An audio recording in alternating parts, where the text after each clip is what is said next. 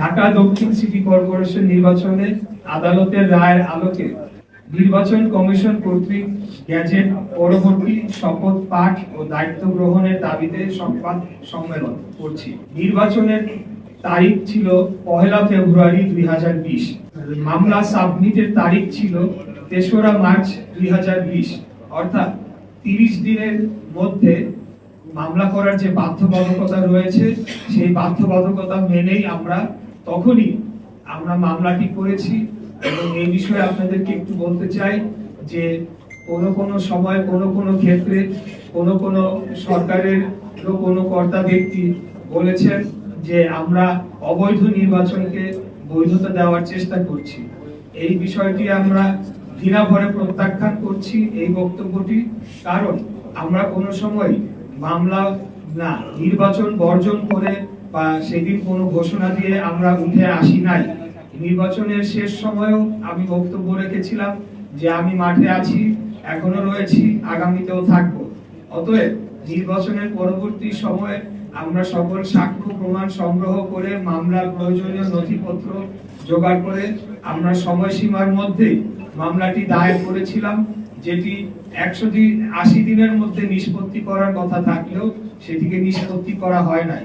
তৎকালীন অবৈধ অপসারিত মেয়র তাপস তিনি আদালতকে প্রভাবিত করে এই মামলাটিকে বাতিল করার জন্য তিনি প্রেয়ার দেন, কিন্তু তখন বিজ্ঞ নির্বাচনী ট্রাইব্যুনাল সেটিকে গ্রহণ করেন নাই। এর পরিপ্রেক্ষিতে তিনি হাইকোর্টে যান, গিয়ে মামলাটিকে দীর্ঘদিন স্টে করে রাখেন। আমরা অনেক চেষ্টা সত্ত্বেও সেখানে কোনো ধরনের কিছু করতে পারি নাই, কারণ আদালত সম্পূর্ণ নিয়ন্ত্রণে ছিল ফ্যাসিবাদী আওয়ামী সরকারের নিয়ন্ত্রণে। পরবর্তীতে আমরা মামলাটি স্টে ভ্যাকেট করে আবারও ট্রাইব্যুনালে নিয়ে আসি এবং সেখানে পূর্ণাঙ্গ সাক্ষী শুনানি, যুক্তি, তর্ক, যত আইনি পদক্ষেপ অনুসরণ করা দরকার সবকটি সম্পন্ন করে আমরা রায়টি পেয়েছি। এবং এই রায় পাওয়ার মধ্য দিয়ে সেই যে অপব্যাখ্যা করা হচ্ছিল অবৈধ নির্বাচনকে বৈধতা দেওয়া, সেটা আমরা দেই নাই ভাই।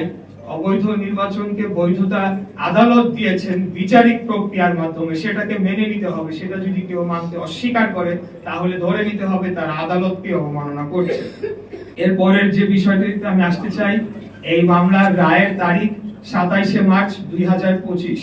27 মার্চ 2025 এই মামলার রায়টি আমরা পাই। পরবর্তীতে নির্বাচন কমিশন কর্তৃক গ্যাজেট প্রকাশের তারিখ 27 এপ্রিল 2025। 27 এপ্রিল 2025 তারিখে নির্বাচন কমিশন রায়ের কপিটি হাতে পাওয়ার পর তার যে বাধ্যবাধকতা রয়েছে 10 দিনের মধ্যে গ্যাজেট প্রকাশ করার, সেই গ্যাজেটটি তারা প্রকাশ করে। এখানে আরেকটা ধোঁয়াশা মাঝখানে সৃষ্টি করার চেষ্টা করা হয়েছিল, যখন আইন উপদেষ্টা বললেন যে আমাদের কাছে মতামতের জন্য পাঠানো হয়েছে, যেটি নির্বাচন কমিশনের দরকার নেই, তারা স্বাধীন সাংবিধানিক প্রতিষ্ঠান।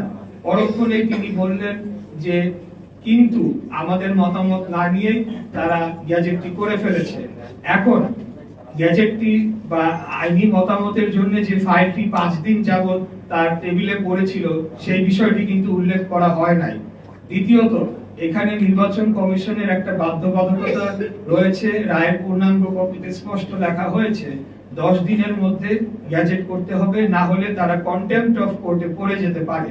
কিন্তু যখন জনগণের সামনে এভাবে উপস্থাপন করা হবে, জনগণ কিন্তু সেটাকে ভিন্নভাবে দেখবে যে আচ্ছা আইন মন্ত্রণালয়কে হয়তো তোয়াক্কা না করে কোনো ধরনের প্রভাব খাটিয়ে নির্বাচন কমিশন থেকে গ্যাজেট করানো হয়েছে কিনা, এই ধরনের একটা চিত্র দেওয়ার চেষ্টা করা হয়েছে, যেটা অত্যন্ত আমি বলবো দুঃখজনক। নির্বাচন কমিশন একটি স্বাধীন সার্বভৌম প্রতিষ্ঠান, তারা আপন গতিতে তারা নিজ সিদ্ধান্তে কাজ করে চলেছে, এই ব্যাপারে আমাদের কোনো কিছু বলার নেই। এখন সর্বশেষ যে বিষয়টি বলতে চাচ্ছি, গ্যাজেট প্রকাশের 20 দিন হয়ে গিয়েছে, এখন পর্যন্ত আমাকে শপথ গ্রহণ করানোর জন্য কোনো ধরনের পদক্ষেপ বর্তমান সরকার নেয় নাই, যেটি কিনা তাদের এখতিয়ারে পড়ে। বর্তমান সরকার বলতে স্থানীয় সরকার বিভাগকে বোঝানো হচ্ছে, যেখানে নির্বাচন কমিশন থেকে এই নির্দেশনাটি গ্যাজেট সহ স্থানীয় সরকার বিভাগে অর্থাৎ স্থানীয় সরকার মন্ত্রণালয় বরাবর পাঠানো হয়। পাঠানোর পর তারা আরেকটি যে কাজ করে সেটিকে আইনের দৃষ্টিতে অনেকেই বলেছে এটি বেআইনি, সেটি হলো তারা পাল্টা নির্বাচন কমিশনকে চিঠি লিখে সেখানে একাধিক একটা রেফারেন্স দিয়ে বলার চেষ্টা করে যে এখানে আপিল করবে কি না। অথচ নির্বাচন কমিশন কিন্তু তার যে আইনজীবী প্যানেল রয়েছে, তার যে বিজ্ঞ আইনজীবীরা রয়েছেন এবং তার যে প্রক্রিয়া রয়েছে সেটি সম্পন্ন করে পূর্ণাঙ্গ কমিশন মিলেই কিন্তু সিদ্ধান্ত দিয়ে গ্যাজেট প্রকাশ করে ফেলেছে। অতএব এখানে স্থানীয় সরকার মন্ত্রণালয় কি নির্বাচন কমিশনকে অলমোস্ট নির্দেশনা দিতে পারে কিনা সেই বিষয়টি এখন প্রশ্নে চলে এসেছে। তো এখানে আমরা দেখছি যে নির্বাচন কমিশনের উপর ইতিমধ্যেই এই সরকার এক ধরনের হস্তক্ষেপ শুরু করেছে এবং সেটি আগামী জাতীয় নির্বাচনের আগে কি ধরনের প্রভাব ফেলতে পারে সেটা নিয়ে জনগণ এখন শঙ্কিত হয়ে পড়েছে।